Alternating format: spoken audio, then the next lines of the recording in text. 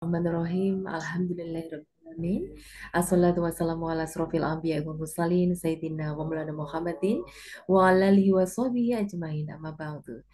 Segala puji bagi Allah Tuhan semesta alam, kepadanya kita memohon pertolongan atas segala urusan dunia dan agama. Dan tak lupa sholawat serta salam kita haturkan kepada junjungan kita Nabi besar Muhammad Sallallahu Alaihi Wasallam beserta keluarga, sahabat, semoga syafaatnya juga tercurah kepada kita semuanya. Amin, amin, ya rabbal alamin.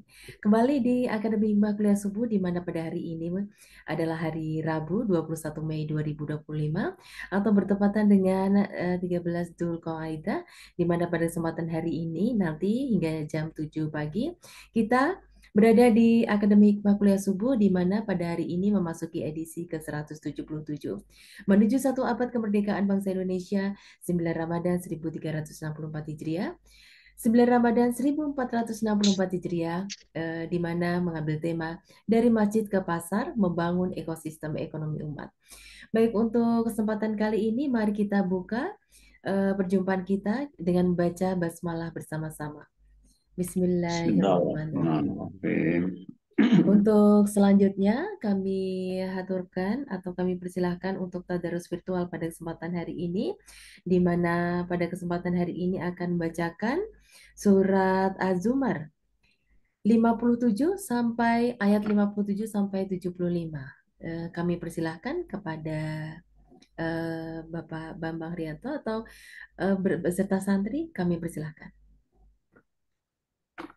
Bismillahirrahmanirrahim. Assalamualaikum warahmatullahi wabarakatuh.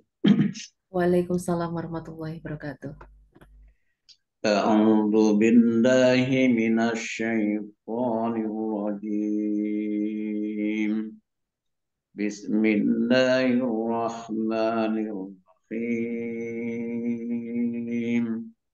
أو تقول لو أن الله هداني لكنت من المتقين أو تقول حين ترى العذاب لو أن لي كرة فأكون من المحسنين بلى قد جاءت آياتي فكذبت بها واستكبرت وكنت من الكافرين ويوم القيامة ترى الذين كذبوا على الله وجوههم مسودة أليس في جهنم مثوى للمتكبرين وينجي الله الذين اتقوا بمفازتهم لا يمسهم السوء ولا هم يحزنون الله خالق كل شيء وهو على كل شيء وكيل له مقاليد السماوات والأرض والذين كفروا بآيات الله أولئك هم الخاسرون قل أبغير الله تأمروني أعبد أيها الجاهلون ولقد أوحي إليك وإلى الذين من قبلك لئن أشركت ليحبطن عملك ولتكونن من الخاسرين بل الله فاعبد وكن من الشاكرين وما قدر الله حق قدره والأرض جميعا قبضته يوم القيامة والسماوات مطويات بيمينه سبحانه وتعالى عما يشركون ونفخ في الشور فصعق من في السماوات ومن في الأرض إلا من شاء الله ثم نفخ فيه أخرى فإذا هم قيام ينظرون وأشرقت الأرض بنور ربها ووضع الكتاب وجيء بالنبيين والشهداء وقضي بينهم بالحق وهم لا يظلمون ووفيت كل نفس ما عملت وهو أعلم بما يفعلون وسيق الذين كفروا إلى جهنم زمرا حتى إذا جاءوها ففتحت أبوابها وقال لهم خزنتها ألم يأتكم رسل منكم يتلون عليكم آيات ربكم وينذرونكم لقاء يومكم هذا قالوا بلى ولكن حقت كلمة العذاب على الكافرين قيل ادخلوا أبواب جهنم خالدين فيها فبئس مثوى المتكبرين وسيق الذين اتقوا ربهم إلى الجنة زمرا حتى إذا جاءوها وفتحت أبوابها وقال لهم غزنتها سلام عليكم طبتم فادخلوها خالدين وقالوا الحمد لله الذي صدقنا وعده أورثنا الأرض نتبوأ من الجنة حيث نشاء فنعم أجر العاملين صدق الله العظيم. Sadaqallahu azim. Alhamdulillahirrahmanirrahim. Semoga apa yang sudah dibacakan Az-Zumar ayat 57 sampai 75 meningkatkan keimanan kita kepada Allah Subhanahu wa taala dan tentunya berpesan kepada kita bahwa hari perhitungan dan balasan akhirat, penyesalan orang-orang kafir dan kedatangan orang-orang mukmin ke surga, dan tentunya mari kita utamakan tauhid, keberanian dan ketakwaan kepada Allah Subhanahu wa taala. Maha benar Allah dengan segala firman-Nya. Baik, untuk selanjutnya kami persilakan kepada Ustadz Bambang Haryanto untuk bisa memimpin doa. أعوذ بالله من الشيطان الرجيم بسم الله الرحمن الرحيم الحمد لله رب العالمين حمدا يوافي نعمه ويكافئ مزيده يا ربنا لك الحمد ولك الشكر ولك الفضل كما ينبغي لجلالك الكريم وعظيم سلطانك اللهم صل وسلم على نبينا محمد صلى الله عليه وسلم اللهم اغفر للمؤمنين والمؤمنات والمسلمين والمسلمات الأحياء منهم والأموات برحمتك يا أرحم الراحمين اللهم إنا نسألك بأن أشهد أنك أنت الله لا إله إلا أنت الأحد الصمد الذي لم يلد ولم يولد ولم يكن له كفوا أحد اللهم أعني على ذكرك وشكرك وحسن عبادتك اللهم إنا نسألك salamatan fid din wa afiatan fil jasad wa ziyadatan fil ilmi wa barakatan fi rizqi wa taubatan qoblal maut wa rahmatan indal maut wa maghfiratan ba'dal maut Allahumma hawwin alaina fi sakaratil maut wan najata minan nar wal afwa indal hisab.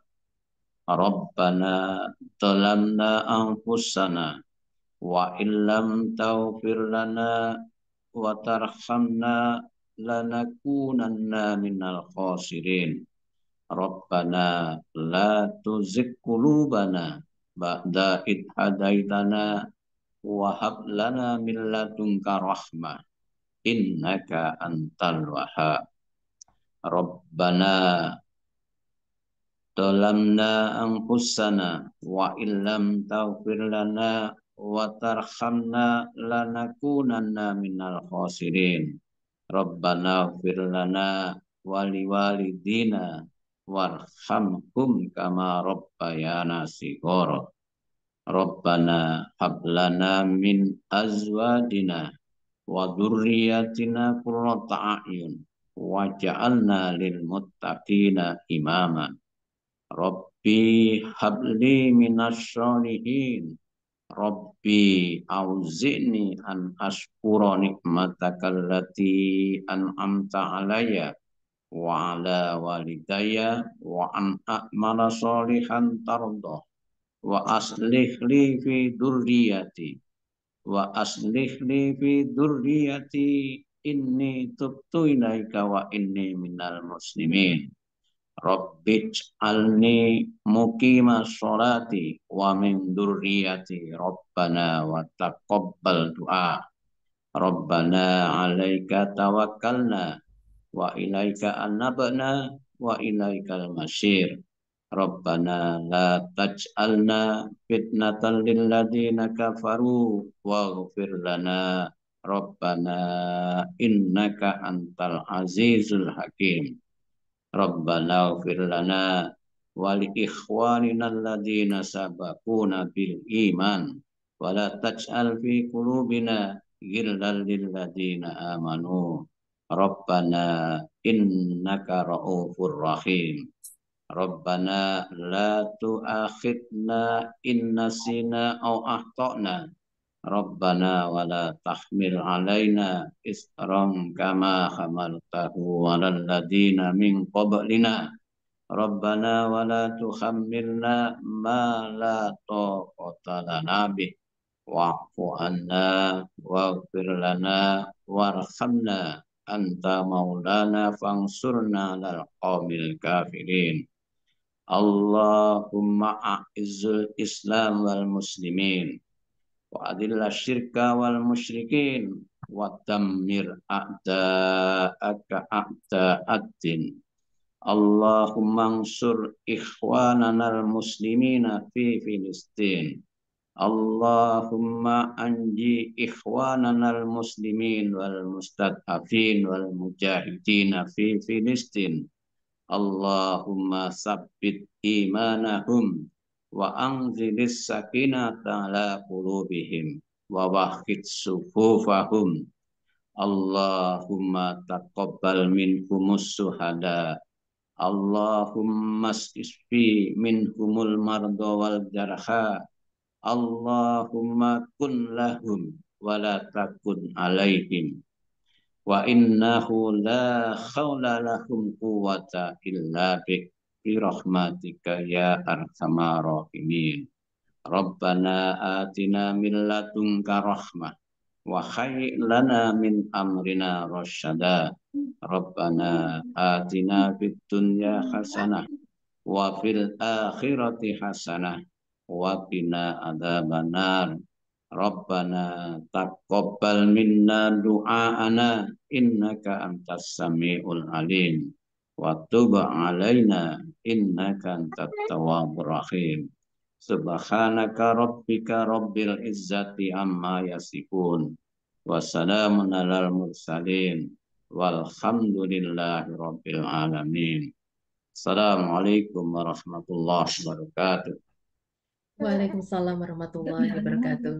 Baik, terima kasih kepada Ustadz Bambang Haryanto yang sudah sudah memimpin doa pada kesempatan hari ini.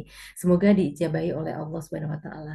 Dan seluruh Amin. jemaah kuliah subuh yang dirahmati oleh Allah, Akademi Hikmah Kuliah Subuh pada kesempatan hari ini yaitu bertema dari Masjid ke Pasar, membangun ekosistem ekonomi umat di mana menghadirkan narasumber di antaranya adalah Bapak Anding Sukiman, SPDMM, Ketua Persaudaraan Muslim Persaudaraan Wilayah, yaitu Ketua Pimpinan Wilayah Persaudaraan Muslim dari Jawa Tengah dan juga Dr. Andes Imawan Wahyudi MH, Wakil Bupati Gunung Kidul periode 2011-2021, Profesor Dr. Muhammad Kirzin MAG, Guru Besar Bidang Ilmu Tafsir Al-Quran UIN Sunan Kalijaga. Dan nantinya untuk kegiatan ini akan dipandu oleh moderator yaitu Dr. Nuraida SIP MSI, dosen Universitas Subang, Ketua Puspaga Kabupaten Subang, dan dipandu oleh Insinyur Hidayat Trisutarjo MM dari Majelis Lingkungan Hidup PP Muhammadiyah. Tetapi sebelumnya kita akan mendengarkan terlebih dahulu pengantar dan juga pemantik yang nantinya akan disampaikan oleh Kiai Haji Dr. Hamim Zarkasi Putro. Kepada Kiai Haji Hamim Zarkasi Putro kami persilahkan. Assalamualaikum warahmatullahi wabarakatuh. Waalaikumsalam Waalaikumsalam warahmatullahi warahmatullahi wabarakatuh. wabarakatuh. Alhamdulillahirabbil alamin. Assalatu wassalamu ala anbiya'i wal mursalin. Asyhadu an la ilaha illallah wahdahu la syarikalah wa asyhadu anna Muhammadan abduhu wa rasuluh. Allahumma salli ala Muhammadin wa ala alihi wa ashabihi wa mawalah amma ba'd. Persoalan yang berkaitan dengan pemberdayaan ekonomi umat, ini saya kira menjadi salah satu dari skala prioritas pemberdayaan umat supaya bisa menjadi umat yang lebih mandiri, lebih berkemajuan, dan juga bisa menyelesaikan persoalan-persoalan yang dihadapi oleh bangsa dan negara kita ini. Pemberdayaan ekonomi umat yang kita berbasiskan masjid, itu ada beberapa hal yang bisa dilakukan. Yang pertama adalah bagaimana maksimalisasi pengelolaan zakat dan infak. Masjid dapat mengelola zakat dan infak untuk membantu masyarakat yang membutuhkan dan meningkatkan ekonomi lokal mereka, sehingga mereka memiliki keberdayaan dalam hidup ini. Kemudian juga sekarang juga sudah mulai banyak program pelatihan keterampilan. Jadi masjid dapat juga menjalankan program pelatihan keterampilan untuk meningkatkan kemampuan ekonomi umat. Dan yang ketiga, bagaimana kita menjadikan masjid sebagai sentral untuk adanya koperasi dan usaha mikro. Jadi masjid dapat mendirikan koperasi dan usaha mikro untuk membantu umat dalam mengakses modal dan meningkatkan ekonomi mereka. Dan juga sebagaimana yang menjadi program kita bersama, pengembangan ekonomi syariah. Masjid dapat mempromosikan ekonomi syariah dan membantu umat dalam mengakses produk dan jasa keuangan syariah. Dan yang kelima, penting juga, bagaimanapun peran perempuan dalam pemberdayaan ekonomi juga sangat vital. Maka pemberdayaan perempuan, masjid dapat menjalankan program pemberdayaan perempuan untuk meningkatkan kemampuan ekonomi dan kemandirian mereka. Nah, dengan demikian, maka masjid dapat berperan aktif dalam meningkatkan kesejahteraan ekonomi umat dan masyarakat yang ada di sekitarnya. Dan kajian kita pada pagi ini, saya kira berkaitan dengan bagaimana employment atau pemberdayaan masyarakat yang berbasiskan masjid, dan ini sudah banyak kita lakukan kajian, dan pada kesempatan ini saya kira mendatangkan orang yang sangat kompeten di bidang ini. Assalamualaikum Mas Anding Sukiman, nanti ada Prof. Muhammad Hirsin, Mas Imawan Wahyudi. Terima kasih. Waalaikumsalam warahmatullahi wabarakatuh. Sehat ya, Maaf, Alhamdulillah. kurang dari masjid. Alhamdulillah, ini ada Prof. Mir Alam juga sudah gabung. Selamat berdiskusi, semoga melahirkan pemberdayaan ekonomi masyarakat yang berbasiskan masjid. Assalamualaikum warahmatullahi wabarakatuh. Waalaikumsalam warahmatullahi Warahmatullahi wabarakatuh. wabarakatuh. Baik, terima kasih sekali kepada Kiai Haji Dr. Hamim Zakasi Putro yang sudah memberikan pengantar pada kesempatan hari ini, di mana skala prioritas untuk kemandirian umat salah satunya adalah berbasis dari masjid. Dan nantinya pada kesempatan hari ini akan dibahas banyak, termasuk apakah nanti terkait dengan pengelolaan zakat infak sedekah, ataupun membangun kesejahteraan umat dan juga program pelatihan yang lainnya, termasuk tadi yang beberapa hal yang sudah disampaikan oleh Kiai Haji Hamim Zakasi Putro. Baik, terima kasih sebelumnya kami haturkan dan tentunya jamaah kuliah subuh yang dirahmati oleh Allah pada kesempatan hari ini kegiatan akan dipandu oleh Bapak Ahad Hidayat. Apakah Pak Tri Hidayat sudah ada di Zoom? Sudah. Oh ya, baik. Baik, perlu kami sampaikan bahwa kegiatan ini diselenggarakan oleh Akademi Hikmah didukung oleh UP 45, STIA AN Yogyakarta, PSPI KUNY, dan jangan lupa juga Anda bisa menyimak melalui UTY FM Medari dan acara ini didukung oleh Rumah Sambil Quran Idaman Islami. Anda bisa menyimak melalui live YouTube dan Zoom pada kesempatan hari ini. Kami persilahkan kepada Bapak Insinyur Hidayatri Sutarjo MM dari Majelis Lingkungan Hidup PP Muhammadiyah. Kami persilahkan. Bismillahirrahmanirrahim. Assalamualaikum warahmatullahi wabarakatuh. Waalaikumsalam warahmatullahi wabarakatuh. Alhamdulillah, alladzi arsala rasulahu bil huda wa dinil haq wa ala dini kulli wa kafa billahi syahida. Asyhadu an la ilaha illallah wa asyhadu anna Muhammadan abduhu wa rasuluh. Amma ba'du. Bapak Ibu yang dirahmati Allah, kuliah subuh pagi ini yang sudah masuk edisi ke 177 mengambil tema yang cukup menarik, ya. Dari masjid ke pasar, membangun ekosistem ekonomi Islam. Bapak Ibu yang dimuliakan Allah, dan pagi hari ini pula kita mendatangkan para pencerah yang luar biasa. Yang pertama Bapak Anding Sukirman, ini pimpinan wilayah Parmusi, Jawa Tengah. Kemudian ini teman saya, baru ketemu sekarang saya, Bapak Dr. Imawan Mayudi. Saya ketemu beliau ketika masih di Padepokan Kiai Mojo di Jalan Padepokan Ahmad Dahlan di Kiai Mojo. Ketika beliau masih Ketua IMM Cabang Jogja. Saya dari Malang, kemudian ketemu beliau di sana. Alhamdulillah. Darul Arkom. Kemudian Bapak guru kita, Pak Muhammad Firsin. Bapak Ibu yang dimuliakan Allah, mari kita buka saja kuliah subuh pagi ini dengan bacaan basmalah bersama-sama. Bismillahirrahmanirrahim.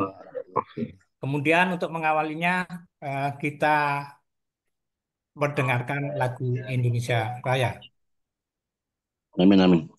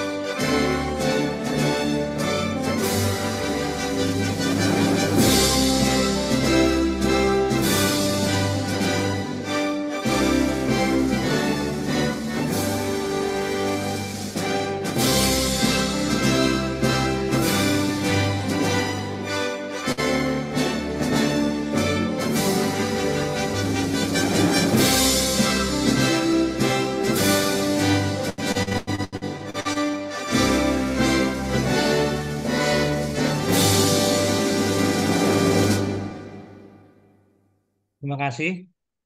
Bapak Ibu yang dimuliakan Allah, kajian pagi ini sangat menarik. Mengapa demikian? Karena masjid tidak hanya berperan sebagai tempat ibadah saja, tetapi juga memiliki potensi besar dalam membangun perekonomian umat.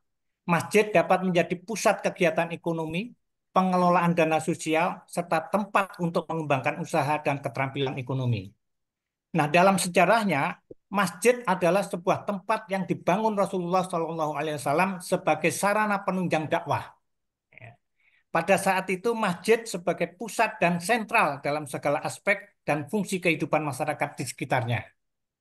Yang patut direnungkan, apakah masjid-masjid sekarang ini masih berfungsi sebagaimana masa Rasulullah SAW dulu? Ya.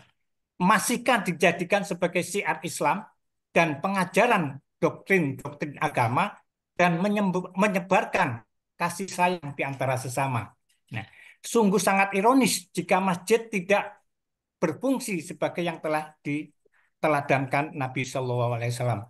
Maka pagi hari ini kita akan melakukan pendalaman, ya, konsep-konsep tentang bagaimana memberdayakan masjid yang sesuai dengan tuntunan Rasulullah SAW. Untuk menyingkat waktu, silakan Ibu Dr. Nuraida untuk memoderatorin acara pagi hari ini.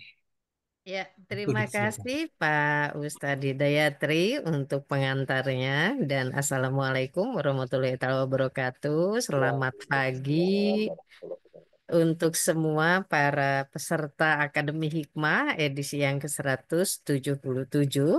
Materi yang akan kita bawakan di pagi hari ini adalah berkaitan dengan tema yang masih tema besarnya ini menuju 1 abad kemerdekaan bangsa Indonesia dengan tema di pagi hari ini berkaitan dari masjid ke pasar membangun ekosistem ekonomi umat.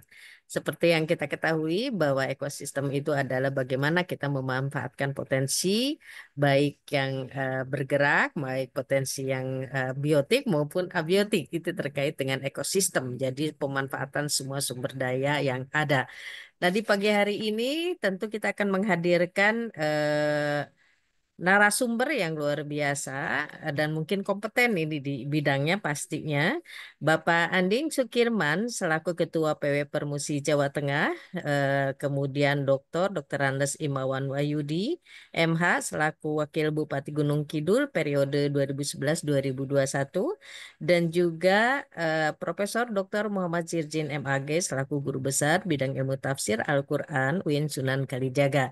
Nah, masing-masing dari para narasumber itu nanti akan memaparkan, diberi waktu 20 menit untuk memaparkan kajiannya atau telaahnya berkaitan dengan bagaimana ekosistem ekonomi umat Islam ini dibangun. Tentu tadi sudah dihantarkan bahwa masjid apakah masih menjadi pusat dari kegiatan pengembangan peningkatan kualitas individu maupun kelompok, khususnya tentu saja umat Islam.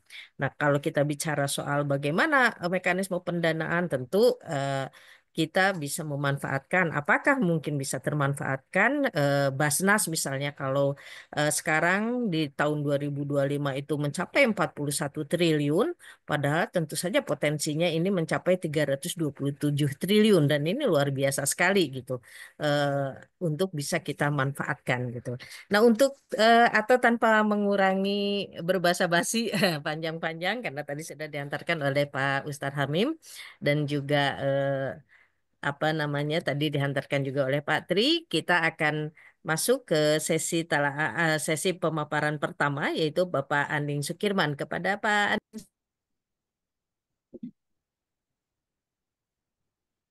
Ya, assalamualaikum. Assalamualaikum warahmatullahi wabarakatuh. Waalaikumsalam. Waalaikumsalam warahmatullahi wabarakatuh.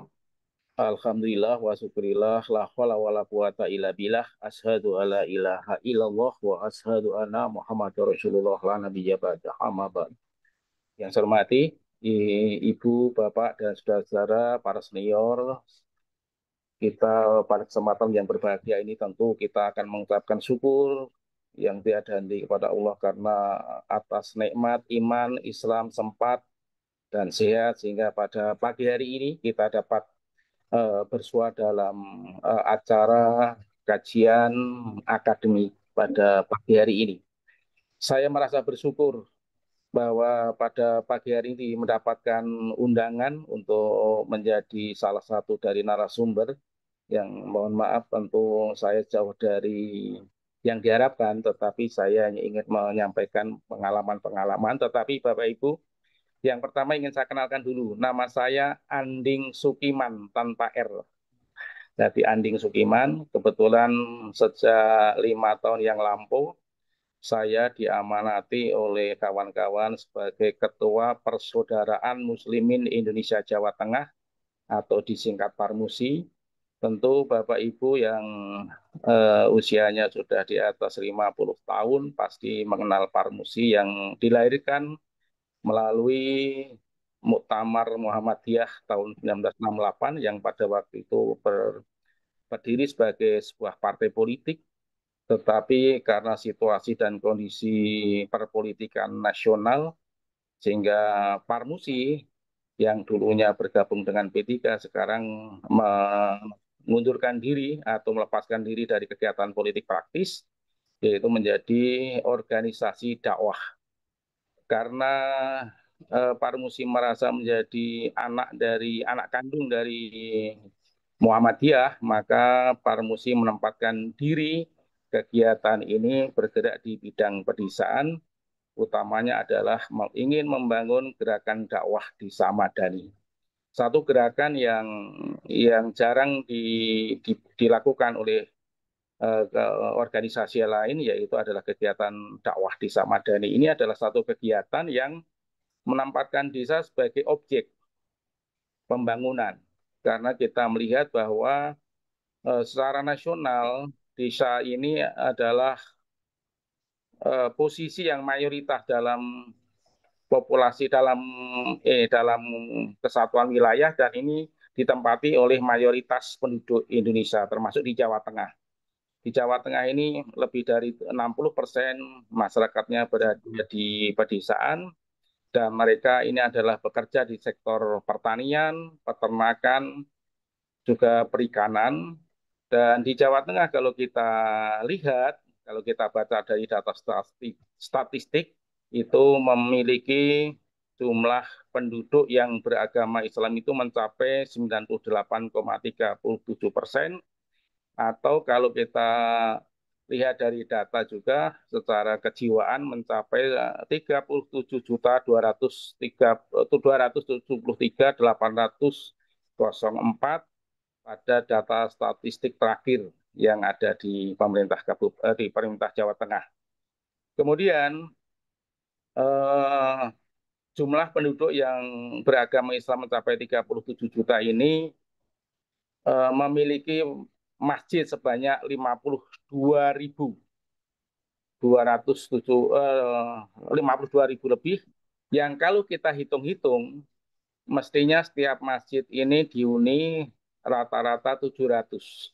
Tetapi Bapak Ibu yang saya hormati, saya sudah safari di seluruh Jawa Tengah ini, yang kami temukan masjid-masjid yang ada di Jawa Tengah ini, terutama di pedesaan ini, sebagai monumen keagamaan.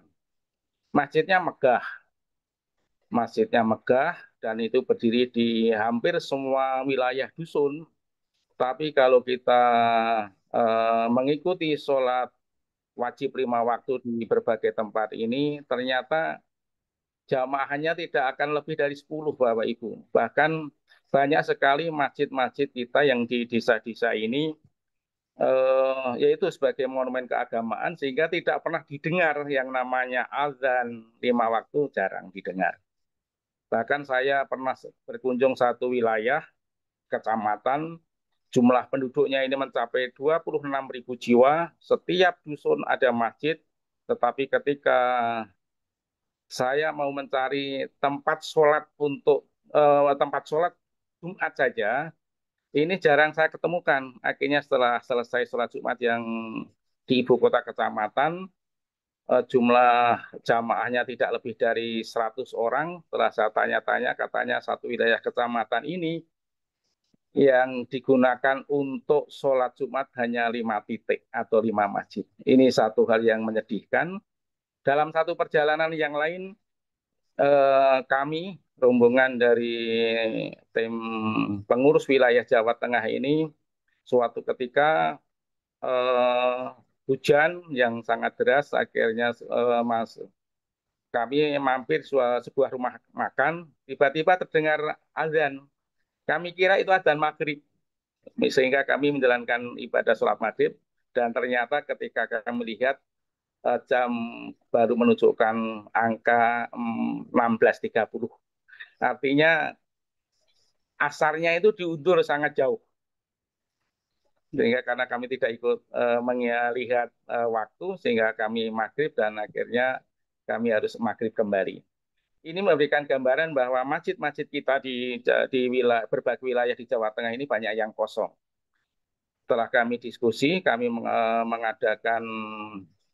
sering mengadakan diskusi di pengurus wilayah Jawa Tengah ini, akhirnya kami temukan bahwa kenapa masjid kita kosong?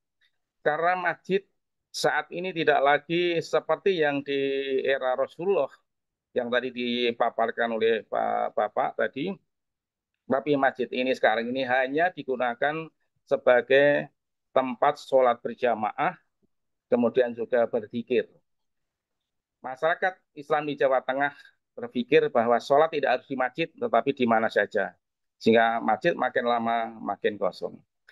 Kemudian dari kondisi yang demikian ini, akhirnya dapat kita simpulkan, kenapa masjid kita kosong? Karena masjid selama ini, saat ini, tidak pernah memberikan solusi atas masalah-masalah yang dihadapi oleh masyarakat.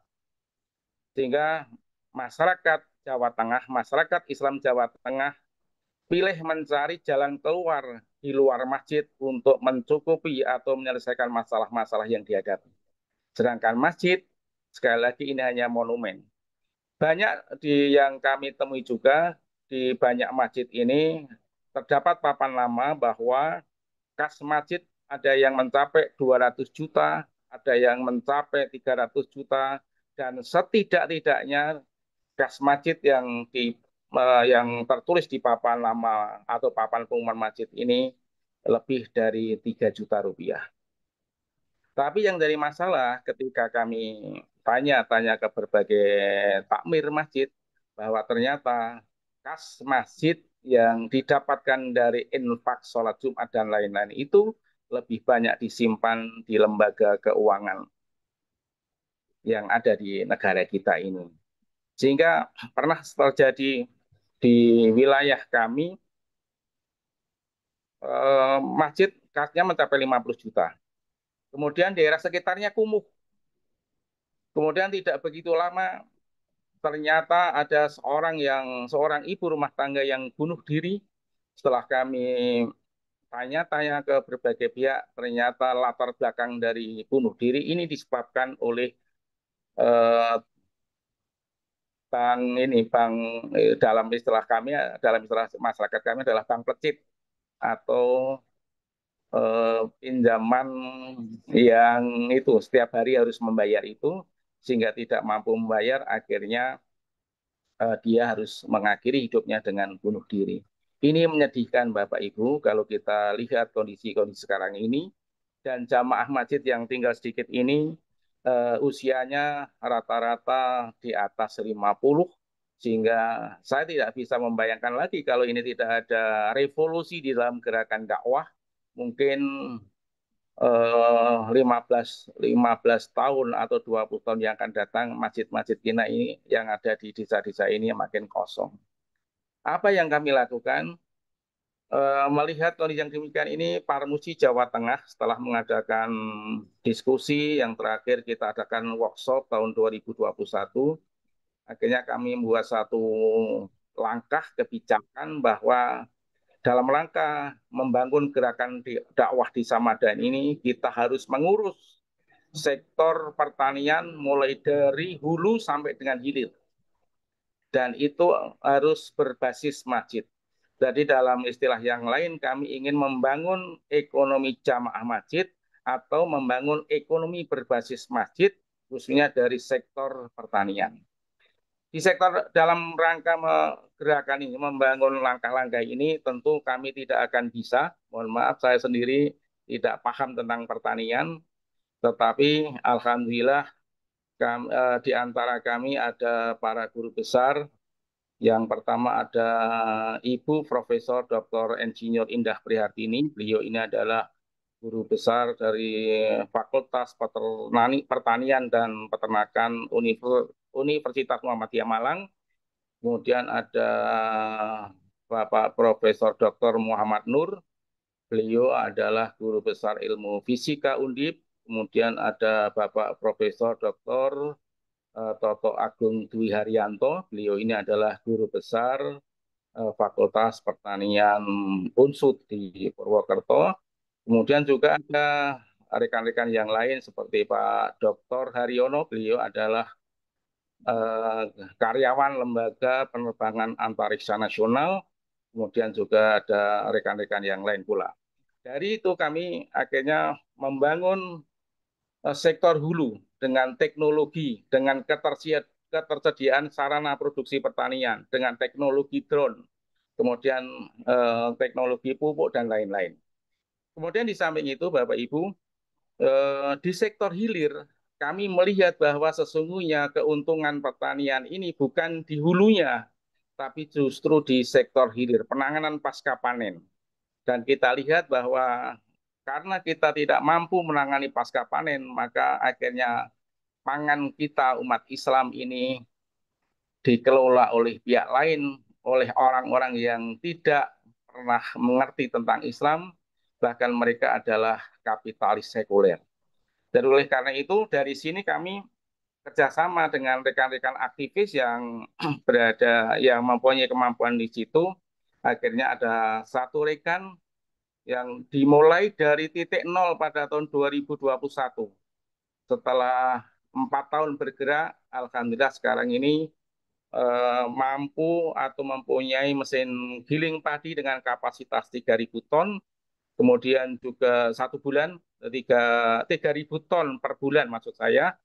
Kemudian juga ada pengemasan minyak goreng, ada pengemasan gula pasir, dan juga yang lain-lain. Di samping itu, tentu kami membangun kerjasama dengan perusahaan-perusahaan yang lain yang itu adalah milik umat Islam seperti Muhammadiyah, MTA, dan lain-lain. Yang itu adalah terutama adalah produk minuman dalam kemasan. Dari situ Bapak Ibu, yang dari sektor hulu yang kami siapkan, yang tadi belum saya sebut, antara lain dari penelitian Profesor Indah Prihartini dari UMM, kami akhirnya berhasil membangun industri pupuk organik cair, dekomposer, dan juga probiotik untuk ternak dan perikanan dan pertanian berkapasitas produksi 1 juta liter per bulan. Sehingga kalau ini terus kita kembangkan, saya yakin ini mampu mencukupi kebutuhan nasional. Dan kualitas UMM menjamin bahwa produk ini sangat berkualitas, mampu meningkatkan produksi bidang pertanian, padi, dari semulanya naik kisaran 30%, bahkan ada yang lebih. Kemudian penanganan penyakit sapi, misalkan kayak kemarin ada penyakit PMK yang sangat ganas itu, alhamdulillah dengan probiotik yang kami miliki bisa menangani dalam waktu yang sangat singkat, dan harga dari produk kami yang kami berikan merek Ribos ini dijual dengan harga yang murah karena visinya adalah sebagai media dakwah di kalangan masyarakat petani di seluruh Indonesia. Kemudian di sektor hilir, alhamdulillah kami pengurus wilayah Jawa Tengah, Parmusi Jawa Tengah berkomitmen untuk membangun grosir sembako di 576 kecamatan di seluruh Jawa Tengah. Ini kita lakukan karena kami mempunyai produksi beras yang 3.000 ton per bulan tadi. Bagaimana cara menggalang dana, Bapak Ibu? Setelah kami melihat bahwa di banyak masjid di Jawa Tengah ini yang mempunyai kas yang cukup besar, maka kami mencoba berdiskusi, mengadakan sarasian takmir masjid di berbagai wilayah untuk bersama-sama memanfaatkan sebagian dari kas masjid ini adalah untuk membangun grosir sembako yang nanti akan melayani warung-warung di sekitaran masjid atau di wilayah kecamatan ini, sehingga nanti pada saatnya sektor pangan ini dikuasai oleh masjid atau dikuasai oleh umat Islam. Tentu tantangan ini tidak akan ringan, tantangannya sangat berat, dan ini tidak mudah kita meyakinkan 37 juta warga Muslim Jawa Tengah. Kami pantang menyerah, kami bergerak tiada henti, terus melakukan langkah-langkah yang terbaik untuk kemaslahatan umat Islam. Saya kira itu yang dapat saya sampaikan. Singkat saja, nanti barangkali ada diskusi kita lakukan bersama. Terima kasih. Kurang dan lebihnya mohon maaf. Billahi taufik wal hidayah. Wassalamualaikum warahmatullahi wabarakatuh. Waalaikumsalam Waalaikumsalam warahmatullahi taala warahmatullahi wabarakatuh. wabarakatuh. Terima kasih untuk Pak Anding yang luar biasa sekali telah memaparkan pengalamannya ini ya, berkaitan dengan pengelolaan ekonomi umat gitu. Nah, namun mungkin ada satu yang perlu nanti dikonfirmasi lagi ini Pak Anding.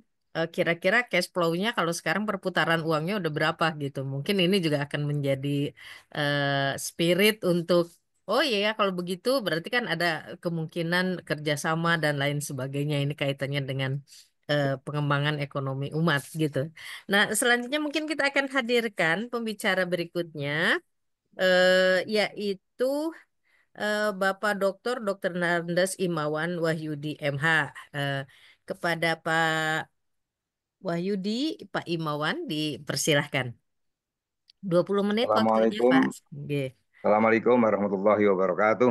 Waalaikumsalam warahmatullahi. Alhamdulillah hamdan katsiran tayyiban mubarakan fih mubarakan alaih kama yuhibbu rabbuna wa yarda.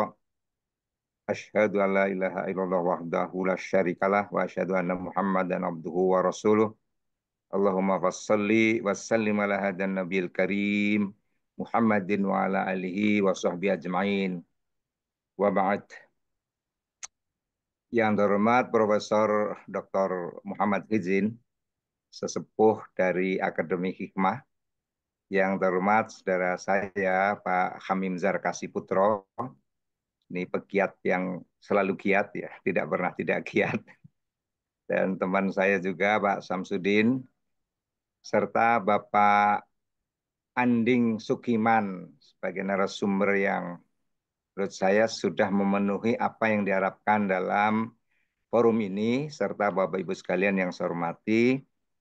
Wabil khusus saya tadi di WA oleh senior saya yang sangat saya hormati, Pak Habib Hirzin.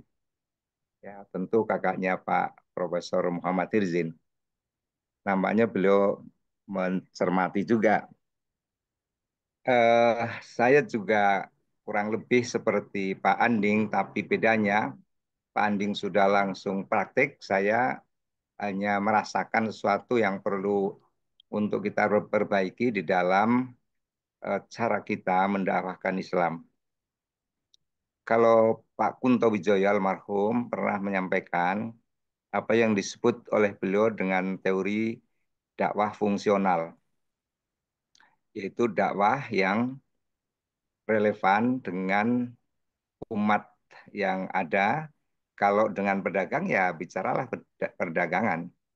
Dan sampai dengan pedagang malah kemudian kita memberikan narasi yang tidak sejalan dengan apa yang sedang dialami oleh para pedagang. Demikian juga kalau dengan petani, dengan siapapun, dakwah fungsional menurut konsepnya Pak Kunto Wijoyo almarhum adalah agar Islam itu membumi, istilah Profesor Safi almarhum, yang membumikan siapa? Ya mereka-mereka yang bergerak di level bawah, tetapi itulah yang real.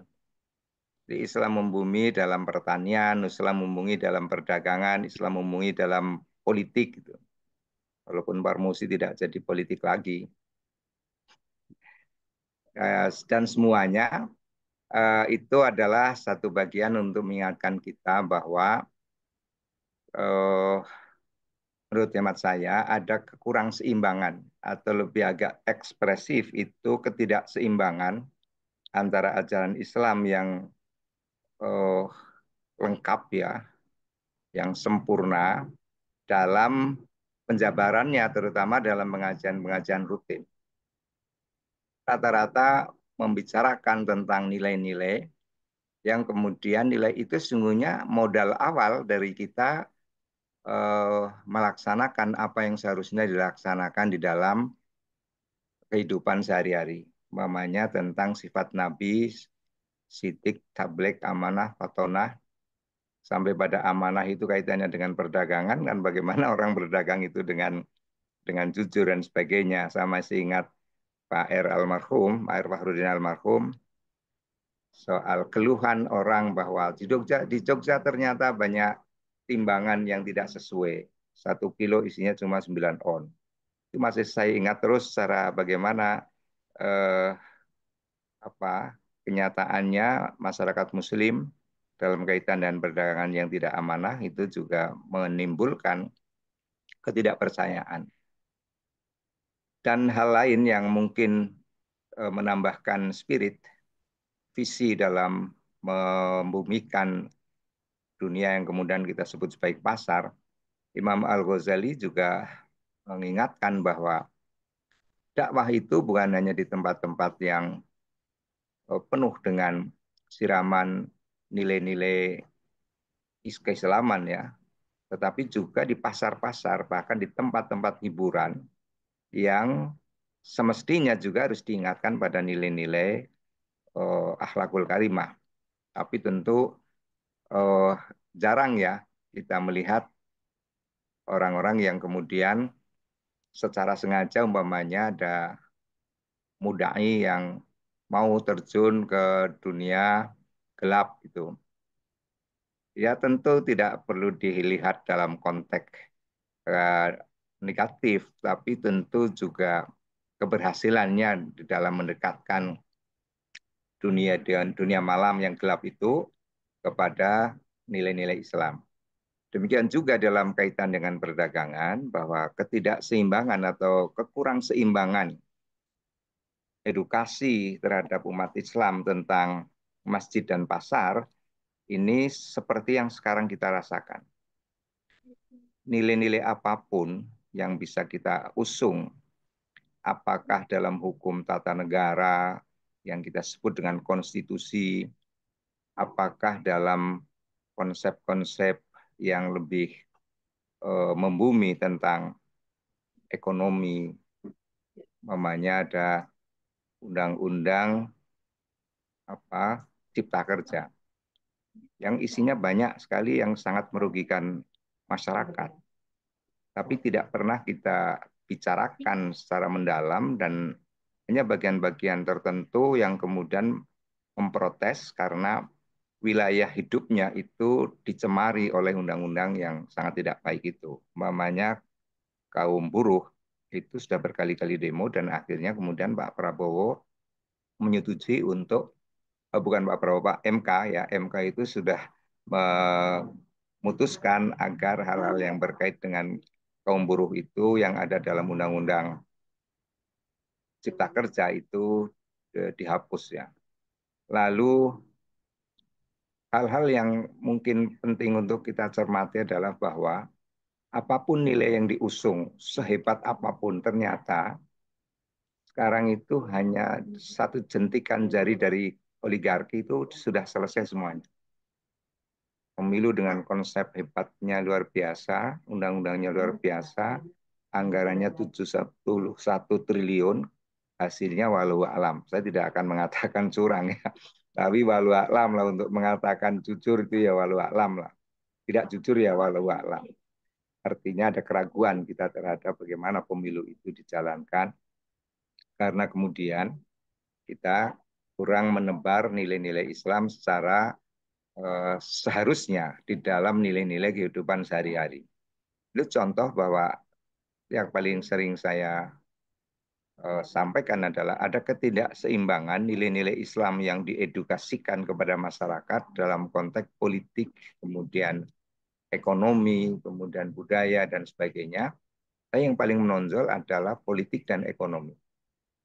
Dalam dunia politik, saya kira sulit untuk kembali kepada nilai-nilai yang dibangun oleh Rasulullah, terutama pada masa pembentukan Piagam Madinah yang sangat inklusif dan sangat bagus dan menjadi contoh konstitusi internasional. Lalu dalam dunia perdagangan, yang kemudian kita sebut dalam bahasa yang lebih sederhana adalah pasar, saya kira jarang ya yang kemudian seperti yang diceritakan oleh Pak Sukiman tadi, bahwa melakukan upaya perubahan di masjid dalam orientasi ke aktivitas maupun juga pengelolaan manajemen masjid yang demikian sukses, kecuali beberapa masjid. Yang umpamanya di Jogja ada Masjid Jogowarian, itu sudah lama sekali sejak saya mahasiswa dan melakukan perubahan-perubahan dan sekarang memperoleh momentumnya yang sangat luar biasa, mempengaruhi banyak masjid, bukan hanya nasional, bahkan studi ke sana adalah dari masjid-masjid luar negeri. Yang ingin saya sampaikan adalah bagaimana kemudian kita membangun satu, ya mestinya nih, Akademi Hikmah ini ada tema yang secara permanen itu diulang itu. Jadi sekarang mungkin sebulan sekali atau berapalah gitu, kemudian didalami. Tentu pembicara-pembicara yang semakin jauh ke sana adalah pembicara yang langsung terjun di lapangan sehingga gagasannya itu atau aktivitasnya itu sambung dengan gagasan-gagasan bagaimana menghidupkan masjid yang kemudian juga masjid ini berpengaruh besar terhadap kehidupan pasar. Pasar dalam pengertian yang sederhana, tetapi juga pasar dalam pengertian yang besar, itu adalah wilayah yang real, yang harus menjadi perhatian bagi kita semua, karena kemudian ada pasar yang bagus, ada yang pasar yang kehidupannya mengenaskan, baik secara kesejahteraan maupun juga dalam konteks moral. Ada pasar yang bagus, umpamanya Beringharjo itu termasuk bagus karena ada masjid. Dan masjid di situ itu hidup dengan bagus lah. Saya beberapa kali sholat di sana itu menunjukkan spirit dari kaum pedagang di situ bagus, dan saya yakin bahwa dengan spirit ibadah yang bagus, mereka juga akan menyisihkan kekuatan yang mereka peroleh dari perdagangan di masjid itu. Di Padang ada masjid namanya Masjid yang tidak Rp1 pun waktu itu ya. Masjid yang bisa menampung 6.000 jamaah, kata para sesepuh di situ mengatakan tidak Rp1 pun mendapat bantuan dari pemerintah dan sengaja untuk tidak meminta bantuan dari pemerintah. Umumnya itu adalah kaum pedagang yang bangun. Jadi kemarin saya mengikuti di masjid kecil, ada kuliah subuh itu, takmirnya mengatakan tagline masjid kami adalah masjid yang memakmurkan dan dimakmurkan. Dimakmurkan dan memakmurkan. Dimakmurkan itu banyaknya jamaah, memakmurkan itu memikirkan jamaah. Jadi jamaah sekitar itu harus dipikirkan dari bahasa pasar dalam konteks kesejahteraan, itu mesti harus seperti yang disampaikan oleh Pak Sukiman tadi. Saya ingat dialog antara Pak R. Fahrudin almarhum dengan Romo Mangun. Tulisannya tulisan tangan. Saya membaca dua-duanya. Yang pada intinya adalah Pak R. menanyakan, masyarakat Muslim bertanya kenapa masih ada kristenisasi. Lalu Romo Mangun mengatakan, sebetulnya filosofi kami itu bukan kristenisasi, tetapi adalah bahwa aktualisasi nilai gereja adalah pada persoalan sosial kemasyarakatan di lingkungan. Jadi kalau gereja tidak memikirkan nasib masyarakat di sekitarnya, itu bukan gereja. Itu kata Profesor Mangunwijaya. Jadi intinya adalah bahwa pemikiran ini mungkin sebulan lagi gitu mengundang pakar yang lebih fungsional lagi di dalam pembentukan hubungan antara masjid dan pasar. Saya ikut sebagai pendengar aja. Kalau sekarang ini kan ikut karena mungkin belum cukup itu bicaranya. Kemarin sore saya dihubungi Mas Samsudin. Ya, saya oke saja. Bapak, Ibu, dan saudara sekalian saya hormati, intinya adalah bahwa potret ekonomi masyarakat kita itu mengalami penurunan yang luar biasa. Jangankan masyarakat bawah, masyarakat menengah sesuai dengan sigi dari BPS itu sudah menurun. Jadi mengapa seperti itu? Karena kemudian antara nilai-nilai moral yang kita bangun, kemudian tidak membangun nilai-nilai moral di berbagai aspek, terutama nilai-nilai ekonomi atau dalam bahasa yang lebih operasional adalah pasar. Dan pasar sudah sepenuhnya menjadi penentu arah kebijakan politik siapapun yang dibantu oleh mereka dengan dana yang unlimited. Saya mendengar ada seorang calon anggota DPRD di satu kabupaten yang tidak terlalu penting itu dapat bantuan 2 miliar dan dia juga tidak pernah dikenal sebagai siapa anak muda yang tidak pernah berorganisasi. Itu jadi anggota DPRD. Dan uangnya itu ya nggak usah saya katakan dari mana, tapi sudah pasti itu dari jaringan yang kemudian sangat menentukan dalam politik di Indonesia ini. Itu satu gambaran kecil dan pasar yang kemudian kita lihat dalam konteks yang yang complicated, yang kemudian disebut dengan oligarki itu sudah sempurna. Tidak ada ya kekuatan yang kemudian pada saat ini bisa dibandingkan untuk menghadapi situasi itu, dan oleh karena itu yang dikhawatirkan oleh banyak pihak adalah bahwa menurunnya sikap nasionalisme. Saya kira nasionalisme bukan menurun tapi hampir hilang itu, termasuk Pancasila dan sebagainya. Itu adalah bagian yang kelihatan sekali akibat dari satu kekuatan ekonomi yang menggurita, yang menjajah sampai ke tingkat-tingkat desa. Dan itu memang dibuat. Kan dalam teori sistem ada ide, struktur, dan kultur. Idenya mereka punya ide karena punya banyak manusia yang dibiayai. Lalu strukturnya ya dalam undang-undang. Undang-undang itu tidak berpihak kepada rakyat. Lalu kultur kita tentu tidak akan match antara yang diharapkan dalam konteks ekonomi, politik, dan sebagainya, bagaimana yang kita harapkan atau diharapkan dalam negara Kesatuan Republik Indonesia, karena sudah tidak mungkin kultur itu terbangun dengan mengabaikan siapa yang punya ide dan siapa yang punya struktur.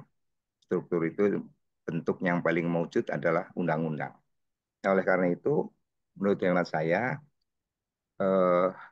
Akademi Hikmah bisa menjadi pencerah dalam konteks narasi maupun juga saya kira ada kegiatan-kegiatan yang digambarkan oleh Pak Anding Sukiman tadi, bagaimana actionnya.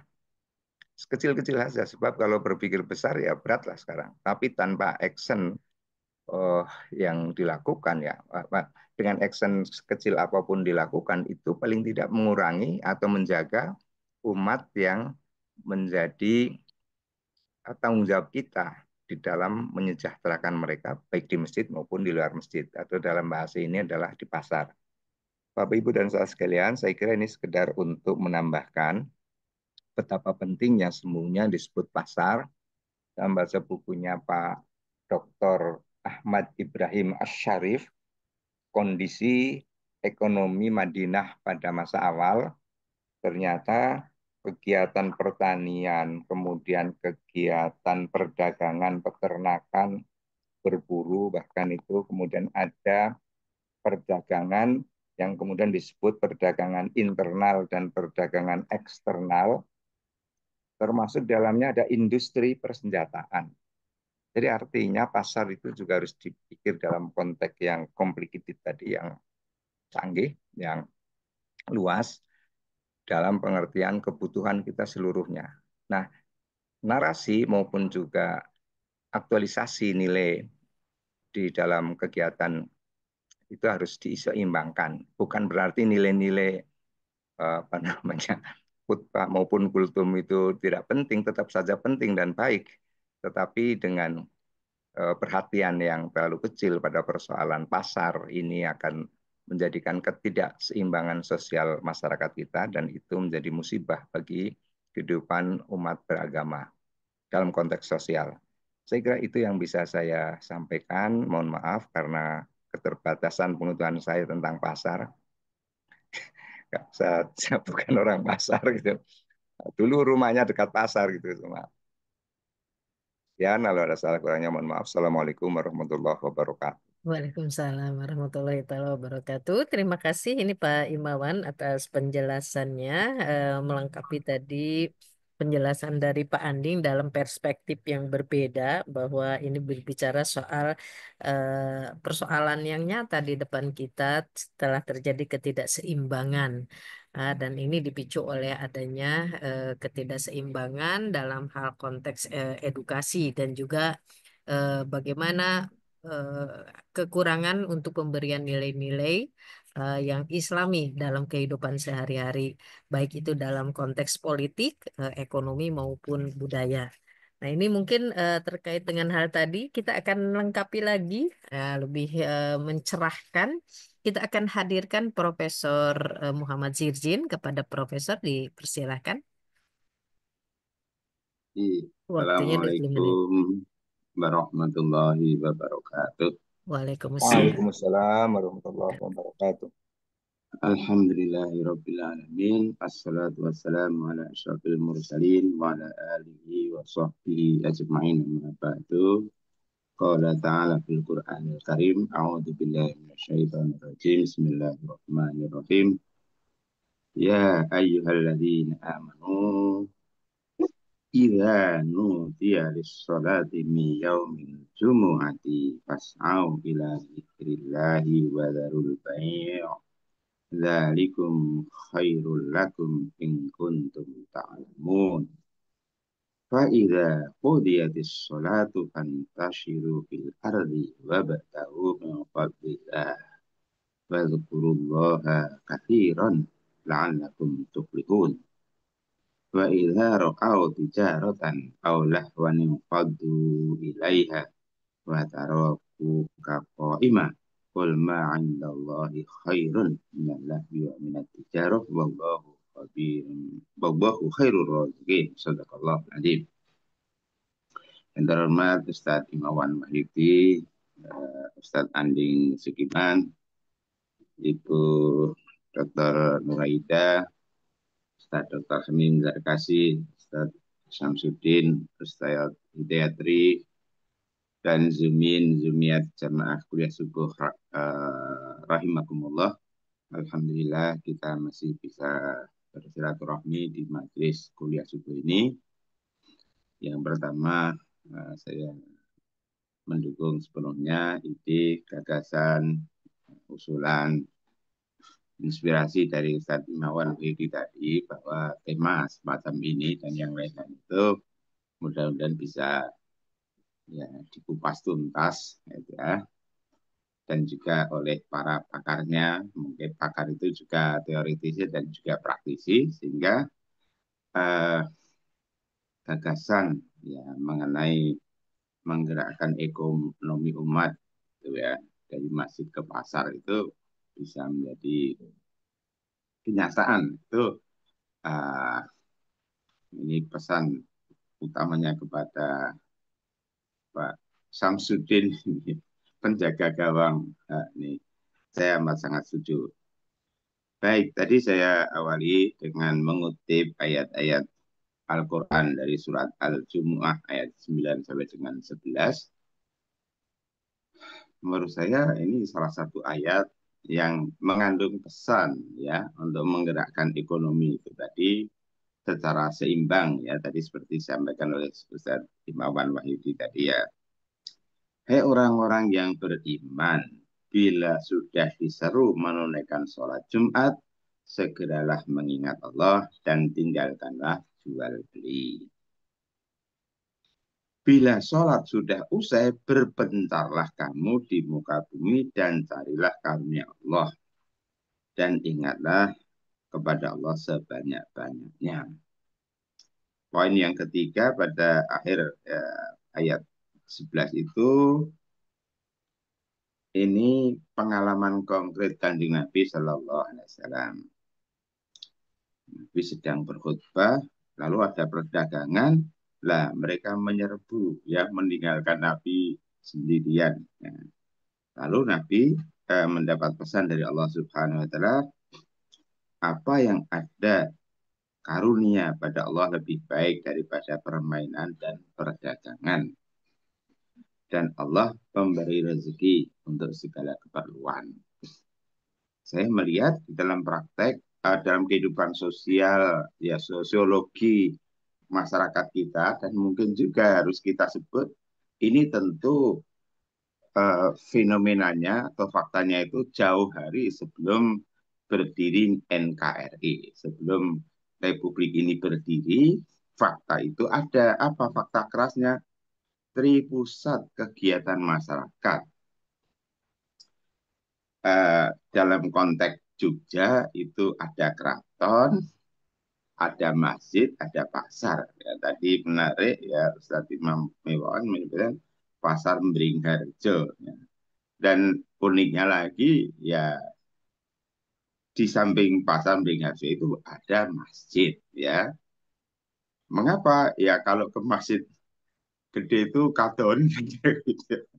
Terus ada masjid, tapi itu hebat sekali ya. Masjid mana ini masjid Pasar Mberingharjo ini juga sangat hidup ya. Hidup dan menghidupkan ya. Jadi poin saya kalau saya menyebut contohnya Masjid Jogja tapi hampir ya di kota-kota besar lah gitu ya. Itu pusat kegiatan itu hadir ya, itu maknanya juga bahwa ya pusat pemerintahan kabupaten apa itu ya kalau diambil contoh ya kota Solo, Pekalongan, Ponorogo, kalau yang dekat kita di Wonosari yaitu ada masjid, ada pusat pemerintahan itu apa itu kabupaten, kantor kabupaten atau bupati, lalu pasar. Lah gimana ini? Ya aktivitas itu saya sebut sebagai pusat kegiatan masyarakat. Masyarakat itu ya urusan administrasi masyarakat itu di kantor pemerintahan, ya penopang untuk kehidupan sosial yaitu pasar. Ya dari pasar ke kantor, dari pasar ke kantor, ya untuk mendinamisasi kehidupan, mengatur agar kehidupan itu terus lurus, ya itu tadi masjid. Ya mungkin juga perlu dikembangkan konsep masjid seperti tadi dikritik oleh Ustaz Tri, bahwa idealnya ya seperti masjid di zaman Kanjeng Nabi Shallallahu Alaihi Wasallam, masjid sebagai pusat segala aktivitas umat Islam. Ya kalaulah tidak kafah ya, tetapi kelihatannya geliat untuk memfungsikan masjid sebagai ya pusat peradaban, pusat perekonomian, perpolitikan dan sebagainya. Menurut saya ini patut kita pikirkan bahwa beberapa masjid ya selain tadi sudah disebutkan ada Masjid Jogokarian di Kalimantan, ada Masjid Munzalan, Karanganyar, Sragen, Bojonegoro, geliat untuk menghidupkan masjid ya pelan-pelan lah. Kalau mohon maaf ini sementara bermunculan masjid-masjid yang demikian indah dan megah ya termasuk di Magelang, di mana-mana itu Bojonegoro dan sebagainya itu ya itu harus kita apresiasi dan bagaimana disiasati atau dibikin bahwa masjid itu lalu menjadi penggerak ekonomi juga masyarakat. Kan ibaratnya ya ini kan kita analogikan lah masjid-masjid yang populer ini sebagaimana universitas. Ya kalau universitas contohnya di Jogja UII buka kampus di Jalan Kaliurang, begitu buka kampus ya memang kebutuhan mahasiswa untuk kos-kosan, ya rumah makan dan sebagainya, terus menghidupkan perekonomian. Bagaimana masjid itu juga menggerakkan perekonomian, ya tentu saja modelnya atau strateginya berbeda, tetapi ide besarnya itu tadi. Bagaimana orang itu, nah lalu sebagaimana digambarkan kan Nabi itu, setiap orang itu hatinya terpaut dengan masjid, gitu ya. Ya, kalau ini ilustrasinya ya, kalau transaksi jual beli dan macam-macam, ya termasuk kalau dikatakan rembukan politik di masjid, insya Allah itu apa aman ya, baik lurus ya. Musyawarah apa istilahnya ini tentang kampanye atau pilpres apa kalau dilaksanakan di masjid itu insya Allah lagi gimana kalau musyawarahnya di masjid kok idenya nggak bagus itu kan kontraproduktif. Ya ini sekedar sentilan saja bagaimana kita memfungsikan masjid dengan seksama. Nah, hal yang kedua ini artinya ada fungsi spiritual masjid ya. Jadi namanya juga masjid ya, tempat sujud. Harusnya ya ini mungkin juga kalau kita analisis ini pusat pusat perekonomian, pusat pemerintahan, para pegawai, para praktisi, pokoknya semua para pejabat juga, ya, supaya tetap aman, supaya tetap lurus, supaya tetap istiqomah. Ya, kalau ini mungkin waktu paling paling apa, praktis itu zuhur ya. Ya zuhur itu harusnya jamaah di masjid, lalu bila mana perlu ada kultum. Tapi seandainya nggak ada kultum pun semua sujud, semua istighfar atas segala kehilafan-kehilafan. Nah, nanti pemerintahan akan berjalan dengan bagus. Begitu juga para praktisi di pasar, para pedagang, para pembeli, semua ya ya kalau seperti di Saudi Arabia lah contohnya itu ada di kota mana itu ya prakteknya bila mana tiba adzan ya tutup sebentar lah, tapi mudah-mudahan itu bukan sekedar apa ya istilahnya tradisi gitu ya, tetapi menjiwai gitu ya, benar-benar jadi istirahat, break dari perdagangan, terus berdiri, rukuk, sujud, evaluasi ini tadi apakah dalam perdagangan saya sudah demikian lurus, apa tidak ada unsur penipuan, apa tidak ada unsur macam-macam itu. Nah, ini perdagangannya di satu sisi pelakunya sendiri terjauh dari unsur-unsur yang negatif, tapi juga akhirnya nanti kalau perdagangan itu digerakkan ya secara lurus, secara bersih, nah insya Allah itu nanti berkah gitu ya. Bukankah penutup ayat 11 dari surat Al-Jumu'ah tadi itu wallahu khairur razikin, dan Allah adalah pemberi rezeki untuk segala keperluan. Ya kalau orang itu percaya kepada Allah Subhanahu wa taala, ya misalnya memang ini diperluas ya. Jadi kalaupun pedagang itu tidak sempat sholat berjamaah ke masjid, ya kalau memang sudah tiba saatnya sholat, alangkah baiknya sholat. Gitu ya. Ini bukan ya, mohon maaf ini ya, bukan pamer-pamer atau apa. Saya mendapat cerita ini ya, dulu bapak kami ya, bakul di Pasar Beringharjo, gitu ya. Ya kalau menjelang zuhur itu ya toto-toto ya,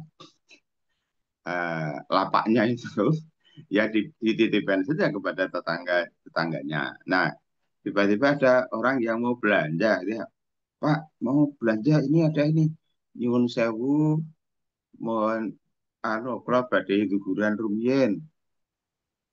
Bah, mbok sedherek kula dilayani. Monggo, niki tanggi-tanggi pedagang kasasan.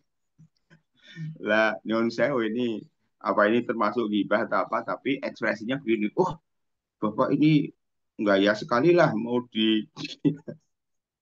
ada orang mau beli kok nggak mau kan itu ya. Ya itulah, eh, kan kan berdagang itu juga untuk ibadah kan gitu ya. Bagaimana kalau berdagang, kalau perdagangan itu malah menghambat ibadah kita? Nah, itu maksud saya. Jadi termasuk kalau kita berbicara sebab internasional gitu ya. Ini kalau nasional itu mestinya ya, karena kita berpikir nasional, Masjid Istiqlal gitu ya, Masjid Istiqlal namanya juga Istiqlal itu mestinya menjadi simbol gitu ya, kejernihan, kebersihan, kesucian, ya termasuk dalam pengelolaan negara ini gitu ya. Karena presidennya kan masih di Jakarta gitu ya. Ya mestinya dari Istana Negara ke Istiqlal gitu ya. Habis itu apa ke Pasar Tanah Abang gitu. Jadi pusat pemerintahan, pusat peribadatan dan pusat ekonomi. Nah, ini ya. Saya kira kita perlu apa ya menyusun apa ya model bagaimana ya. Saya ambil contoh ya. Dulu beberapa kali saya apa ini zaman zaman dahulu ya Pak Imawan itu Pak Bupati seperti itu ya. Jumatan itu selalu beliau itu di soft, soft paling depan itu. Pak Bupati Jumatan di soft nomor satu gitu ya. Apa nek nomor satu kile teko keri terus wah ini untuk Pak Bupati dikasih ruang enggak ya memang beliau datang duluan gitu ya. Nah kalau saya datang duluan itu kan karungan ini. Kami juga punya contoh ya, rektor kami dulu Profesor Atok Muzhar itu kalau Jumatan ya selalu di soft depan gitu ya. Tapi kok kita anak buahnya enggak begitu lah. Ini yang salah apa kan gitu ya. Nah, mestinya para pemimpin kita yang memang nggak namanya pemimpin yang memang imam itu di depan. Nah, ini kita kira-kira apa narasi terakhir saya ini semua butuh keteladanan. Nah, gitu ya. Butuh keteladanan dan ya kita nggak usah nuntut siapa-siapa kan yang Nabi memberikan tuntunan binafsika mulailah pada dirimu sendiri ya kita ini bahasanya Cak Nun itu kita ini semua menjadi khalifah gitu ya. Khalifah itu ya menjadi pemimpin. Khalifah bukan sekedar ngatur-ngatur orang lain tapi juga ngatur diri kita sendiri. Ibda binafsika. Kalau semua masyarakat muslim memulai dari dirinya menghidupkan perekonomian, kepedulian ya ini ya, kepedulian begitu rupa apa gotong royong menghidupkan masjid, menghidupkan ya masyarakat jamaah dan sebagainya. Saya kira apa ya, ekonomi lihat ekonomi akan ini termasuk mungkin catatan terakhir info dari ya, dari Masjid Jogokarian bagaimana kiat kan dia menggerakkan itu kan salah satunya mohon maaf ini uh, Ustadz Jazir kan memberikan contoh ada nggak tahu ini Ustadz Imawan suka pakai kopiah ala Masjid Joko kopiah unik itu ya. Kenapa Ustadz Jazir kemana-mana pakai kopiah itu? Itu produksi jamaah Masjid Jogokarian ya. Jadi asalnya yang memproduksi satu, kemudian dua, kemudian tiga, itu sekarang yang memproduksi puluhan. Nah, itu ekonomi digerakkan oleh manajemen masjid. Gitu itu contoh kecil, gitu ya. Nah, kita masing-masing ya tentu saja nggak niru-niru terus gawe produk yang sama ya. Kita bikin produk yang lain lah. Apakah itu keripik apa keripik singkong, keripik pisang. Oh, ternyata segala sesuatu ternyata bisa dibikin keripik. Jadi masjid ini bisa menjadi penggerak ekonomi umat lah kata begitu. Demikian terima kasih. Assalamualaikum warahmatullahi wabarakatuh. Waalaikumsalam warahmatullahi Waalaikumsalam warahmatullahi wabarakatuh. Terima kasih Prof. Sirdin, ini luar biasa sekali. Jadi bagaimana kelemahan yang ada selama ini di dalam konteks bagaimana membangun ekonomi umat ini harus digerakkan dari mulai diri kita sendiri, yang mungkin harus memiliki nilai-nilai kepedulian, gotong royong, dan juga bagaimana upaya untuk melakukan atau untuk menggerakkan umat di sekitar kita ya. Nah, untuk itu kita akan memasuki sesi tanya jawab. Dipersilakan bagi yang akan bertanya raise hand atau mungkin menuliskan di room chat.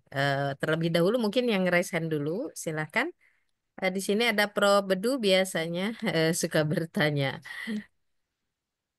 Ini nggak ada ya Pro Bedu. Oke, monggo yang lain dipersilakan kalau ada yang mau bertanya. Pak Zahrowi atau Ibu Yuniar ini nih ada ini. Bu Yuniar monggo, barangkali ada yang mau didiskusikan. Oke. Sambil menunggu, kita akan bacakan dulu pertanyaan di room chat. Ini dari Karsiadi ya, Pak Karsiadi Yulianto. Beliau bertanya bagaimana meramaikan masjid yang harus dimulai dari anak-anak agar mencintai masjid dengan menyediakan sarana olahraga, permainan, dan warung atau toko yang menyediakan kebutuhan anak. Berikutnya adalah studi terkait dengan desa dan kota banyak yang menunjukkan hubungan eksploitatif. Desa menghasilkan produk yang dijual dengan harga murah, sedangkan mereka harus beli pabrikan dengan harga mahal, seperti pupuk, benih, kebutuhan sehari-hari, dan kota yang mahal. Sehingga mereka makin miskin. Bagaimana kalau elit Muslim ini berpikir ya untuk bagaimana bisa tadi menekan apa namanya cost produksi mungkin ya, sehingga nanti nilai atau harganya itu bisa memiliki nilai competitiveness. Nah, ini membuat industri untuk memenuhi kebutuhan yang kompetitif ya, bukan dari luar negeri atau keturunan Tionghoa yang non Muslim. Nah, terima kasih. Ya, begitu. Monggo dipersilahkan ada yang mau merespon dulu. Mungkin di sini ada Pak Imawan dulu. Monggo dipersilahkan Pak Imawan. Oke, terima kasih atas responnya. Sangat benar bahwa seharusnya memakmurkan masjid dan dimakmurkan oleh masjid memang harus mulai dipikir ide-ide seperti disampaikan oleh Pak Sukiman tadi. Saya melihat di Gunung Kidul ada beberapa masjid yang lahan di sekitar masjid itu kemudian dipakai untuk warung kecil-kecilan. Tapi warung yang laris. Tapi ada juga masjid yang bagus, umpamanya di Putat itu masjid yang bagus, dibangun oleh mantan kepala desa dengan uang sendiri, tidak ada dari jamaah atau dari pemerintah. Itu juga ada warung makannya, cuma kelihatannya bukan milik masjid. Walaupun tetap juga ada manfaatnya. Nah, beberapa masjid yang di pinggirnya ada warung-warung kecil ya, itu tadi menggerakkan ekonomi masyarakat pendukung masjid. Satu sisi lain karena jalurnya adalah jalur wisata di Gunung Kidul, itu nggak pernah sepi. Jadi intinya adalah memang harus dipikirkan atau jangan sampai pasar itu merupakan kosakata yang blank dari pemikiran tentang masjid. Di Malioboro, waktu masih aktif di Dewan, di DPRD, teman-teman sangat ingin mendirikan masjid, event dari PDIP. Lalu orang ramai mau memberikan nama apa Masjid Malioboro itu. Semua pakai bahasa Arab. Saya tanya, Anda ngerti nggak artinya bahasa Arab itu? Nggak. Kenapa nggak kita kasih nama aja Masjid Malioboro? Oh, senang semua itu. Dan ternyata, percaya tidak, masyarakat di situ itu sangat mendukung kemakmuran masjid. Sampai suatu ketika, saya masih aktif di sana, ada seorang yang rambutnya panjang, pakai kaos hitam, celana hitam, tangannya juga bergambar itu. Tapi dia adalah orang terakhir yang keluar dari masjid, yang sangat khusyuk berdoa. Jadi sungguhnya multidimensional ya, masjid apabila menyentuh masyarakat, memberikan tempat, maupun dalam konteks ekonomi maupun juga dalam konteks spiritual. Jadi intinya adalah bahwa kebiasaan kita masjid itu kemudian menjadi bersih dari segala macam hal yang bersifat ta'abud, itu agak harus dikurangi. Kalau dihilangkan ya nggak bisa karena ada wawasan orang yang tidak ingin kemudian masjid itu terlalu dekat dengan pusat-pusat keramaian itu. Padahal harusnya masjid itu ramai, harusnya ramai. Jadi intinya saya melihat di Malioboro sampai saat sekarang ini saya kira juga masjid itu hidup dengan baik. Kemudian di Gunung Kidul tadi beberapa masjid yang lewat jalur wisata itu hidup dan selalu menghidangkan makanan tertentu. Saya lupa ya rujak apa gitu ya. Tapi dikasihkan sedikit sekali untuk semua jamaah itu, bukan makan ya, bukan nasi, bukan, tapi rujak. Itu enaknya bukan main. Jadi dari hasil yang diperoleh dari perdagangan kecil itu kemudian tidak dari kas ya. Kas itu kan infak yang tidak bisa diambil begitu saja tanpa ada konsep yang benar sesuai dengan yang menginfakkan. Jadi intinya adalah pertanyaan tadi dari Pak Sapa, Bu Nureda. Pertanyaan ini dari Pak Sapa. Dari Pak Karsiadi Karsiadi. ya. Yeah. Itu benar bahwa memang harus sudah dipikir seperti yang sudah diungkapkan oleh Pak Sukiman. Nah, caranya adalah begini. Di samping narasi harus ada semacam konsultasi, baik langsung maupun tidak langsung. Langsung itu ya masjid yang ingin maju seperti yang diceritakan oleh Pak Sukiman, datang ke masjidnya Pak Sukiman. Bagaimana caranya mengelola masjid itu menjadi hidup seperti yang sudah diceritakan. Dan beberapa masjid yang kemudian menjadi percontohan termasuk Jogokarian itu kan nggak pernah sepi dari studi banding. Dan yang kedua, mengundang.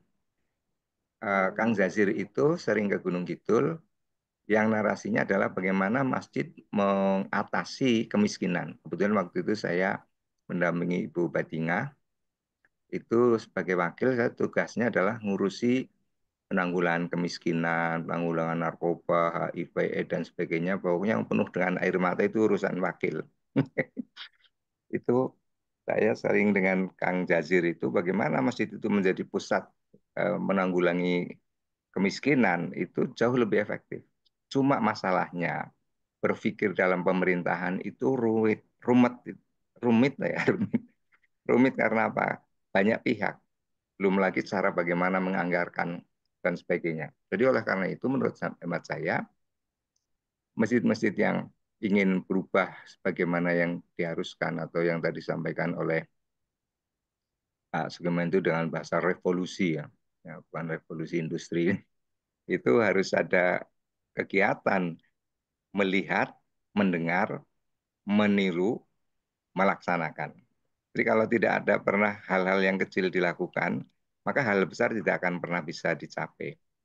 Nah, coba lihatlah bagaimana di Malioboro itu sepenuhnya pedagang, di samping juga para wisatawan dari daerah lain yang sholat di sana. Ya, artinya sesungguhnya seperti digambarkan Prof.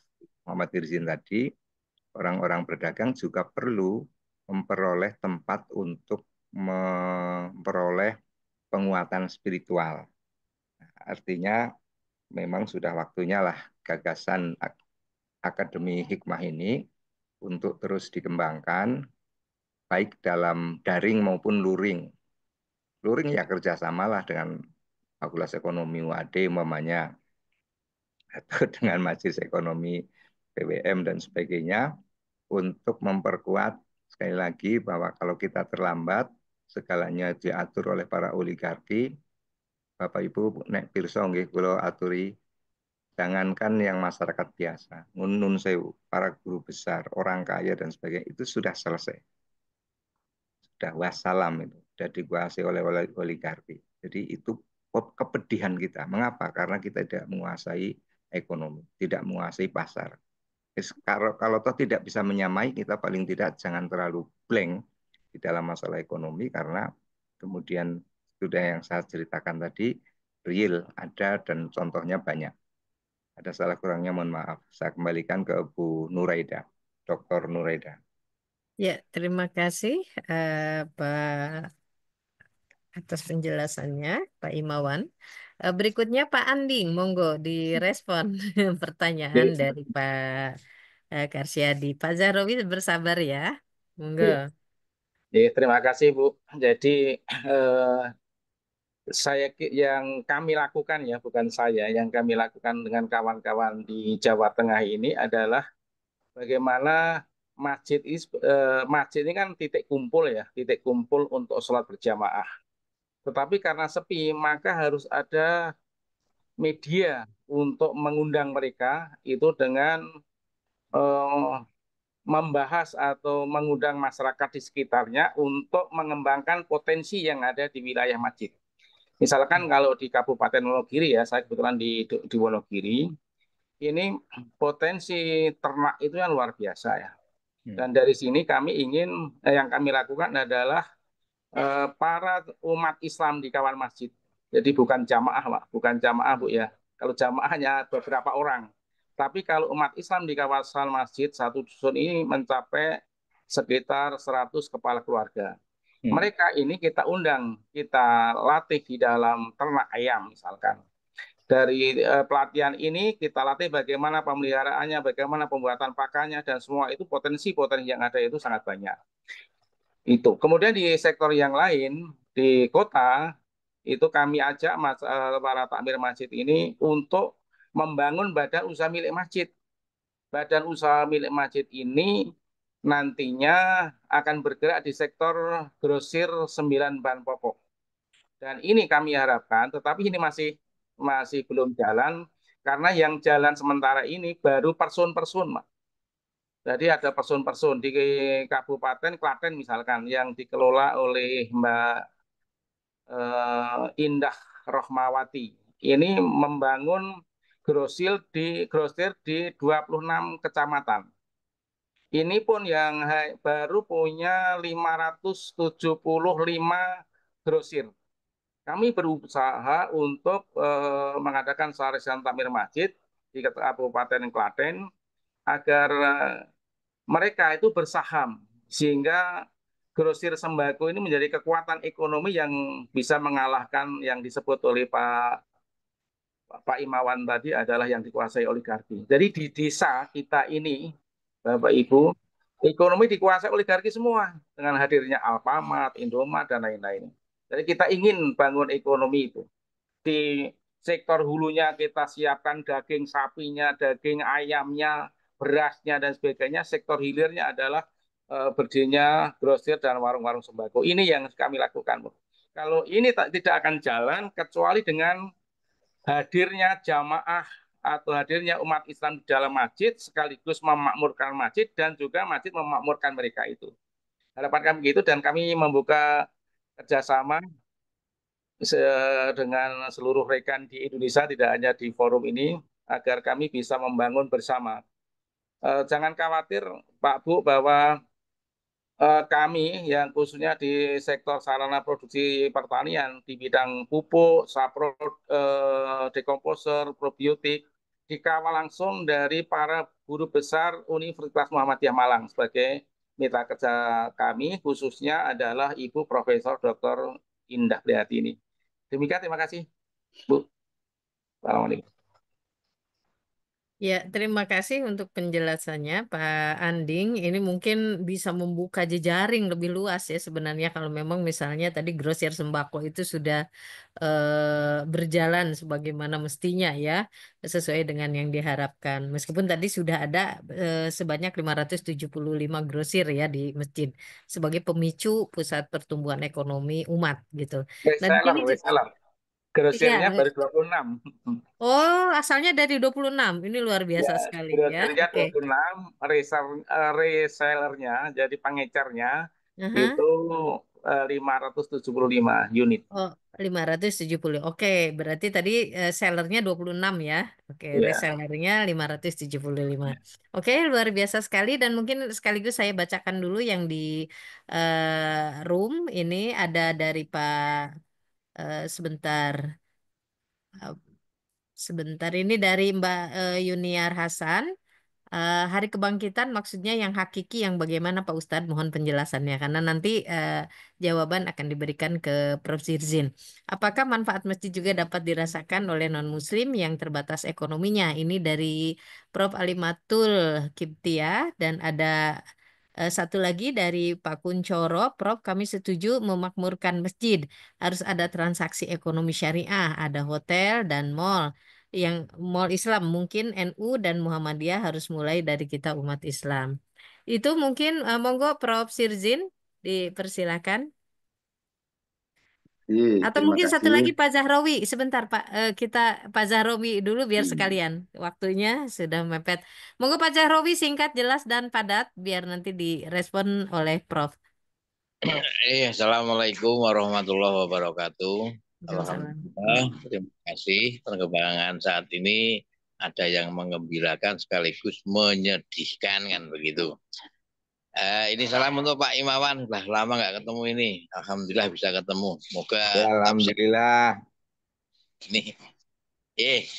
Selanjutnya yang saya perhatikan saat ini, kalau saya pernah baca bukunya A.R. Sultan Mansur, Allahu Yarham, ini kan minal masjid ila siyasah, minal masjid ila iktisad, minal masjid ila tarbiyah, dan selanjutnya.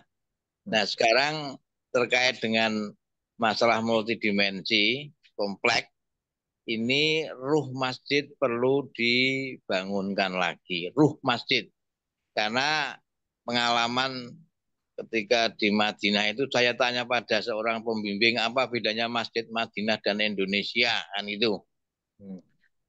Dia pembimbingnya bingung dan saya jelaskan bedanya Masjid Indonesia ini meluap jumlahnya masjidnya. Tapi sangat minim jamaahnya. Walaupun sudah azan belum datang juga. Kalau di Madinah ini ternyata belum azan tetapi malah meluap jamaahnya. Nah, ini ruh masjid yang perlu sekarang kita bangun lagi sehingga dari ruh masjid ini untuk iktisad ataupun untuk siasah, untuk apapun, saya yakin nanti untuk opsi solusi sehingga nanti rahmatan lil alamin. Monggo nanti korelasikan agar Indonesia dengan masjid ada opsi solusi, bukan masjid hanya untuk pamer atau bahkan ibaratnya itu sebagai nisan atau kijing bagi orang mati karena untuk kenangan ini memalukan, memilukan. Mohon maaf nggih tambah lagi yang waktu lain saja ini biar terjawab semuanya. Mohon maaf Prof. Izin dan yang Pak Andi dari Jawa Tengah ya ini. Mudah-mudahan Allah menganugerahkan hidayah selalu dan nanti bisa husnul khotimah. Terima kasih. Assalamualaikum warahmatullahi wabarakatuh. Waalaikumsalam warahmatullahi wabarakatuh. Terima kasih Pak Zahrawi. Monggo Prof. Sirzin dipersilakan. Terima kasih Bu Dr. Nuraida.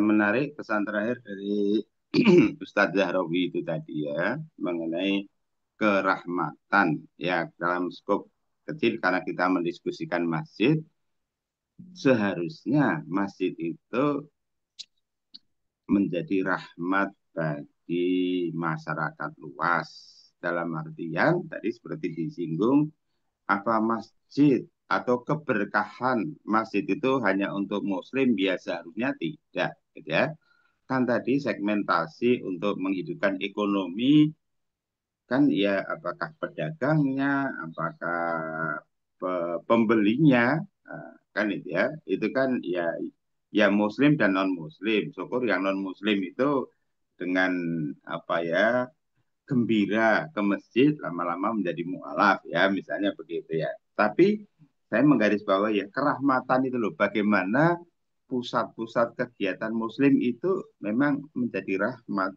gitu ya turunannya kira-kira kalau kanjeng Nabi Shallallahu Alaihi Wasallam sebagai rahmat bagi semesta Islam itu rahmat bagi semesta ya pusat-pusat kegiatan Islam harusnya begitu ya kalau diperluas sedikit lembaga-lembaga pendidikan toh zaman Nabi atau Universitas Al-Azhar itu sendiri kan ya titik tolaknya dari Jami Al Azhar, dari masjid, gitu ya. Dan unik juga Bapak Ibu, universitas-universitas terkemuka di Barat, di Eropa pun itu asalnya dari gereja. Itu harus kita hayati itu ya. Kok dari gereja? Ya iya. Jadi ya kita tidak membicarakan gereja, tapi bagaimana kita mengembalikan fungsi, ya, memfungsikan apa? Jadi mendinamisasi, mengembalikan fungsi masjid yang sangat yang penuh potensi ini kembali ke sana. Tentu ini memerlukan kerjasama dari berbagai pihak. Ya, akhirnya benar apa yang disampaikan oleh Ustadz Imawan tadi, ya nggak cukup didiskusikan dalam sekali percakapan ini, tapi harus ada follow up, ya katalah itu nanti mungkin ya ada ya loka karya, ada ya pelatihan dan sebagainya, ya ini bukan, saya tidak menyebutnya sebagai resiko, ya ini konsekuensi kalau kita memang ingin menghidupkan masjid. Tadi menarik sekali, Ustadz Mawan sudah menghadirkan Kang Jalil di beberapa titik di Gunung Kidul untuk bagaimana mengelola masjid dengan ini. Tapi kan akhirnya perlu menyiapkan ini ya, menyiapkan personil-personil yang tahan banting ya untuk menghidupkan masjid, menggerakkan aktivitas masjid. Ya, aktivitas masjid ini membutuhkan orang-orang yang tekun dan itu tadi ya, tahan banting untuk apa istilahnya, maju bersama masjid atau menggerakkan masjid. Ya kalau dikatakan sementara aktivitasnya minim, ya berarti ya dari nol kan itu ya. Ya mungkin kalau semboyannya masjid apa ini Jogokarian dia saldo nol, itu yang katanya di Masjid Seragen itu lebih maju dari ini ya, walaupun itu Masjid Seragen ya belajar dari Jogokarian tapi lebih berani, saldonya bukan nol tapi minus gitu. Lah, saldo yang minus tapi dikelola oleh ya person-person yang terampil, akhirnya kan mengundang ya, menyedot dana ya. Jadi apa seperti apa itu besi yang besi berani itu ya, yang apa menyedot gitu ya. Lah itu saya berharap kita arahnya adalah memberdayakan masjid. Istilahnya ini mungkin kurang tepat ya, bahwa tapi mendinamisasi fungsi-fungsi masjid, termasuk itu tadi. Ya tentu harus ada perencanaan dengan segala model-modelnya. Itu tadi ada unit apa usaha masjid, itu juga badan usaha milik masjid. Ya semua harus dicoba gitu ya. Dan ini kan ya katakanlah mungkin koperasi masjid, tapi ya apa kita juga percaya dengan 200.000 apa ini koperasi desa yang mau digulirkan Pak Prabowo ini, apa kita optimis ya? Gimana kalau kita menggulirkan koperasi masjid-masjid dari kita, dengan kita, untuk kita? Saya kira ini soal kepedulian, gitu ya. Mau nggak kita ini terlibat? Katakanlah ada Dewan Masjid Indonesia. Bagaimana komponen masyarakat termasuk organisasi-organisasi Islam bisa bersatu. Jangan ini Masjid Muhammadiyah, ini Masjid NU lah. Dewan Masjid mengelola masjid yang mana? Jadi sinergi lah, gitu ya. Bagaimana bersama-sama, apapun partainya, apapun ormasnya, bekerja bersama menghidupkan masjid sebagai pusat perekonomian umat. Saya kira idenya itu terserah bagaimana usahanya, tapi harusnya masing-masing kita itu punya kepedulian, merasa terlibat untuk itu. Demikian, terima kasih. Assalamualaikum warahmatullahi wabarakatuh. Waalaikumsalam warahmatullahi wabarakatuh. Ini masih ada waktu 11 menit lagi. Kebetulan di sini di room chat ada pertanyaan dari Pak Syaiful Bahri. Assalamualaikum. Ekonomi syariah penting juga dibangun untuk pengembangan transaksi kehidupan umat karena di berbagai daerah banyak toko milik non-muslim. Nah, ini penting link grup dikirim agar agar jamaah bertambah lebih banyak. Nah, ini mungkin sekadar masukan. Ada lagi sekali lagi yang mau ditanyakan atau didiskusikan dengan para narasumber yang luar biasa. Monggo. Ini juga ada dari Ibu ini ya kalau tidak Ibu Lesna ya. Pemimpin yang lemah akhirnya masjidnya juga jadi sepi katanya begitu ya. Nah, coba Pak Anding ojo kendor terus gerak membangun ekonomi entitas masjid di Jawa Tengah. Ini juga support dari Ibu Lesna tadi. Monggo ada lagi yang mau direspon? Mungkin dari narasumber ada yang mau menambahkan Jadi terima atau kasih. nggih, Saya monggo. tambahkan. Jadi kebetulan kan dalam hal ini kami sebagai praktisi ya. Jadi posisi sebagai ketua wilayah mendorong saya yang sebelumnya bukan pengusaha, tapi akhirnya terpaksa menjadi pengusaha karena harus mengindustrialisasi penelitian yang dibangun oleh para guru besar. Sementara ini karena izin yang kami dapatkan baru pupuk dari Profesor Ida, maka kami industrialisasikan kapasitas produksinya 1 juta liter per bulan yang dari Profesor Toto Agung. Alhamdulillah baru izinnya baru beberapa bulan terakhir ini sehingga belum kami industrialisasikan. Jadi dari sini kami ingin mengajak kerjasama seluruh wilayah Jawa Tengah dan juga Indonesia. Dan kami siap bergerak, tidak hanya saya sebagai pribadi, tapi tim Farmasi Jawa Tengah untuk bergerak. Misalkan tanggal 25 Mei besok, kami juga kolaborasi dengan pengurus daerah Muhammadiyah Kabupaten Kebumen untuk mengadakan sarasian pertanian dan pertanian yang berbasis bioteknologi. Alhamdulillah dari Profesor Dr. Indah Prihatin ini juga hadir. Kemudian dilanjutkan ke Kabupaten Banyumas, kemudian terakhir tanggal 26-nya di Kabupaten Cilacap. Dan selanjutnya kami terus bergerak seluruh Jawa Tengah. Mungkin Pak Imawan, saya sangat terinspirasi dan saya pernah belajar ke Ibu Bupati Gunung Kidul, Pak, Bu Badingah, dalam rangka mengentaskan kekeringan di Wonogiri. Alhamdulillah berhasil, Pak. Terima kasih. Mudah-mudahan ini baik dan kami ingin terus bergerak belajar para senior. Demikian saya tambahkan. Ya, terima kasih. Oke, dengan berakhirnya sesi ini berarti berakhir pula pertemuan kita di pagi hari ini. Tadi tentu saja sekali lagi bahwa masjid itu harus menjadi pusat pertumbuhan ekonomi seharusnya sehingga bisa meningkatkan kualitas individu maupun kelompok, termasuk juga bagaimana kemudian kita akan fokus pada pengembangan potensi sehingga kemandirian itu bisa tercapai untuk mencapai kesejahteraan umat secara umum.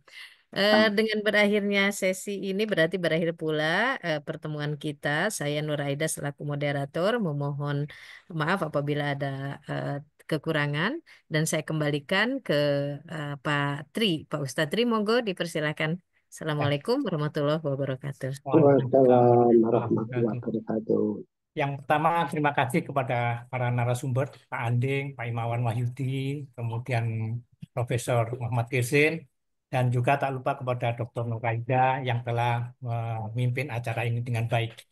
Nah, Bapak Ibu sekalian, saya ada catatan akhir ini dari pertemuan kita kali ini cukup menarik. Ya. Untuk melakukan pemberdayaan masjid, itu saya mencatat ada 3 aspek yang harus kita perhatikan dari tadi ya, pembicaraan tadi ya. Yang pertama itu adalah idaroh. Idaroh itu manajemennya, pengelolaannya harus benar ya. SDM-nya, keuangannya, kemudian informasinya dan seterusnya ya. Itu idarohnya. Dan yang kedua adalah imarohnya. Imarohnya itu pemakmuran. Ya, apanya yang harus dimakmurkan? Itu ubudiyahnya pertama, ibadahnya. Kemudian yang kedua tarbiyahnya, pendidikan ya. Dan yang ketiga adalah ijtimaiyyah. Nah, kemasyarakatannya. Ya. Ini harus yang contoh dari Joko Karyan itu yang ijtimaiyyahnya yang luar biasa. Kemudian yang terakhir adalah riayah. biaya itu penjagaan dan pemeliharaannya. Ya.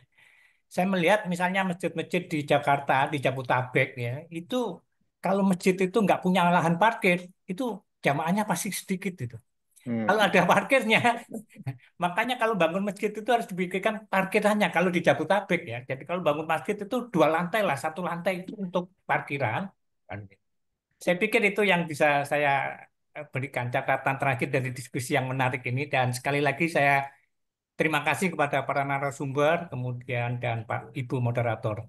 Terima kasih. Marilah kita tutup acara ini dengan bacaan hamdalah bersama-sama. Alhamdulillah. Billahi taufik wal hidayah. Assalamualaikum warahmatullahi wabarakatuh. Waalaikumsalam warahmatullahi Aduh. Sampai ketemu lagi insya Allah. Amin, amin. Terima kasih Pak Terima Imawan. kasih. Iya, Terima kasih sami-sami. semuanya. Sampai ketemu lagi insya Allah. Insya Allah. Amin. Ji. Sampai ketemu minggu depan. Amin, Mohon amin, izin amin. kita tutup. Matur nuwun semua. Mohon maaf tadi. Izin, Mohon turun. maaf tadi pamit narasumber di pesantren kedua. Ayo. Iya. Ji, matur nuwun. Kita tutup. Assalamualaikum.